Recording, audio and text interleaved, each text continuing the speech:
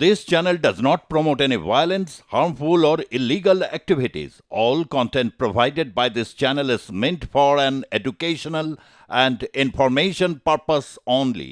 এক তৃণমূল কর্মীকে পিটিয়ে খুনের অভিযোগ আপনাদেরকে একবার জানিয়ে রাখে। শনিবার রাতে উত্তপ্ত হয়ে ওঠে বাগুইআটির অর্জুনপুর পশ্চিমপাড়া এলাকা। দফায় দফায় সংঘর্ষ এর পৃষ্ঠে সেখানে একজন আহত হন এবং এরপরে ওই সঞ্জীব দাসকে ওরফে পটলাকে তাকে ইট দিয়ে প্রথমে আঘাত করা হয়, তারপর তাকে টেনে নিয়ে গিয়ে রাস্তায় ফেলে লোহার রড লাঠি দিয়ে মাথায় আঘাত করা হয়। রক্তাক্ত অবস্থায় তাকে উদ্ধার করে আরজিকর মেডিকেল কলেজ হসপিটালে নিয়ে যাওয়া হলে চিকিৎসকরা তাকে মৃত বলে ঘোষণা করেন। এর ফলে উত্তেজনা ছড়িয়ে পড়ে এলাকায়। বিস্তারিত জেনে নেব আমরা। আমাদের সঙ্গে রয়েছেন আমাদের প্রতিনিধি বিশ্বজিৎ পাল। বিশ্বজিৎ, ঠিক কি ঘটেছে বাগুইআটির অর্জুনপুরের পশ্চিম পাড়ায়? সবার আগে পবিত্র তোমাকে এলাকার একটু এটা দেখানোর চেষ্টা করব। এই মুহূর্তে পুলিশ পিকেট যেমন রয়েছে তেমন রাস্তায় পড়ে রয়েছে ইটের টুকরো। গতকাল রাত 2টো নাগাদ হঠাৎ করে একদল দুষ্কৃতী আক্রমণ চালায় এই এলাকায় এবং সেখানে কিন্তু দেখা যায় যে বেশ কয়েকজন মানুষ কিন্তু গতকাল রাতে কিন্তু গরমের রাস্তায় বসেছিল এবং তাদের উপরে আক্রমণ চালায় তৃণমূলের একদল দুষ্কৃতী বলে প্রাথমিকভাবে অনুমান করা হচ্ছে।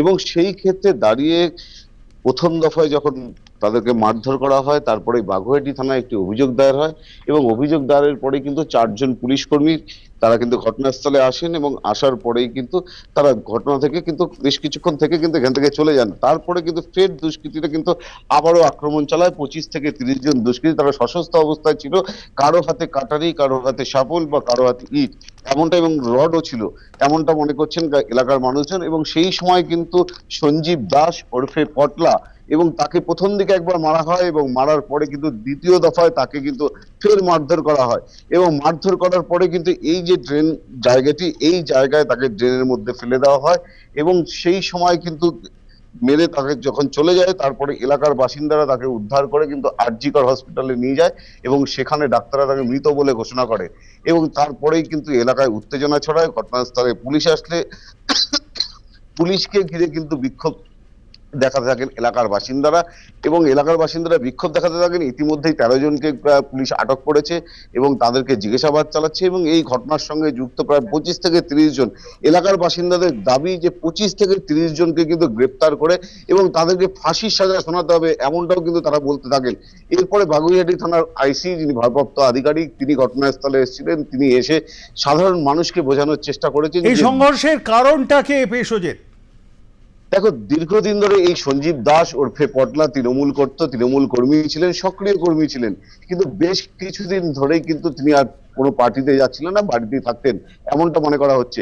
এবং সেই ক্ষেত্রে দাঁড়িয়ে বেশ কিছু তৃণমূল কর্মী তাকে বারবার করে অর্থাৎ এলাকার একটি ঝামেলাকে কেন্দ্র করে কিন্তু তাকে বারবার করে শাসাতে থাকেন এবং গতকাল সেটা চরম সীমায় পৌঁছে যায় এবং গতকাল রাতে 12টা থেকে 12:30 নাগাদ তারা প্রায় 25 থেকে 30 জন দুষ্কৃতী তারা কিন্তু অতর্কিত হামলা চালান প্রথম দিকে এবং সেটা ঘড়ির কাঁটা প্রায় রাত্রি 2টো এবং সেই হামলা চালানোর পরেই যখন নাকি পুলিশ আসে ঘটনাস্থলে এবং পুলিশের 4জন কর্মী তারা আসেন, এলাকা ঘুরে চলে যান এবং তার কিছুক্ষণ বাদে আবার অন্য রাস্তা থেকে আরো 25 থেকে 30 জন তারা আসেন এবং সেই সময় কিন্তু এই পটলা ওরফে অর্থাৎ সঞ্জীব দাস ওরফে পটলা তিনি কিন্তু রাস্তায় ছিলেন এবং তার পরিবারের লোকজনও ছিল সামনে এবং তাদের সামনে তাকে মারা হয় এবং মেরে কিন্তু রাস্তার যে ড্রেন সেই ড্রেনে ফেলে রাখা হয় এবং তাকে অবশেষে আরজিকর হসপিটালে নিয়ে গেলে মৃত বলে ঘোষণা করা হয় এবং তারপরে কিন্তু এলাকায় কিন্তু চরম উত্তেজনা তৈরি হয় এবং সেটা আমরা সকাল থেকে দেখি যে প্রচুর পুলিশ কর্মী এবং র্যাব নামাতে হয়, পুলিশ পিকেট বসাতে হয় এবং বাগুইআটি থানার আইসি যিনি ভারপ্রাপ্ত আধিকারিক তিনি ঘটনাস্থলে এসেছিলেন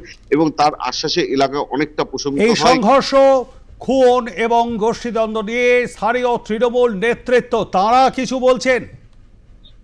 দেখো, গোষ্ঠীদ্বন্দ্ব তো অবশ্যই এখনো এই ঘটনার সূত্রপাত কি সেটা এখনো পরিষ্কার নয়, যেহেতু পুলিশ ঘটনার তদন্ত করছেন এবং পুলিশ যেটা আধিকারিকরা বারবার করে দাবি করছেন যে যারা এই ঘটনা ঘটিয়েছে তাদেরকে উপযুক্ত শাস্তি দেওয়া হবে এবং পাশাপাশি যেটা এলাকার বাসিন্দাদের দাবি যে দীর্ঘদিন ধরে এই পটলা অর্থাৎ সঞ্জীব দাস তিনি কিন্তু তৃণমূল করতেন এবং বিগত দিনগুলোতে তৃণমূলের সক্রিয় কর্মী ছিলেন এবং এখন আর তৃণমূল করেন না এবং সেই কারণেই কিন্তু তৃণমূলের এক শ্রেণীর গোষ্ঠী এবং তাকে কিন্তু বারবার করে হুমকি দিতে শুরু করেছিলেন, এমনটা তার পরিবারের পক্ষ থেকে দাবি করা হচ্ছে। বেশ। এবং পরিবারের পক্ষ থেকে যেটা আরো দাবি করা হচ্ছে যে তার বাবা সক্রিয় রাজনীতি থেকে সরে এসেছেন, সেই কারণেই কিন্তু অতর্কিত হামলা চালায় দুষ্কৃতীরা, এবং গতকাল তার বাবাকে যেভাবে খুন করা হলো তার উপযুক্ত শাস্তি দিতে হবে, এবং সেই শাস্তির দাবিতে কিন্তু তারা বেশ কিছুক্ষণ বিক্ষোভ দেখায় এবং আগামী 24 ঘন্টা তাদেরকে সময় দেওয়া হয়েছে, এবং 24 ঘন্টার মধ্যে যদি দুষ্কৃতীদের গ্রেপ্তার না করা হয় তাহলে আগামী দিনে তারা বৃহত্তর আন্দোলনে নামবেন। এছাড়াও কিন্তু দেবরাজ চক্রবর্তী, এবং তিনিও ঘটনাস্থলে হয়তো আর কিছুক্ষণের মধ্যে আসবেন, তিনি দাবি করছেন যে এলাকার মানুষ যথেষ্ট ভালো এবং এলাকার মানুষজনের সাথে তিনি কথা বলতে আসবেন, পরিবারের সঙ্গে কথা বলবেন, এবং যাতে এরকম ঘটনা বেশ। না হয় পরিবারের পাশে তিনি ধন্যবাদ আছেন। আমাদের সঙ্গে থাকবার জন্য বিশ্বজিৎ। কথা বলছিলাম আমাদের প্রতিনিধি বিশ্বজিৎ পালের সঙ্গে এবং তার থেকে আপনারা বিস্তারিত শুনলেন।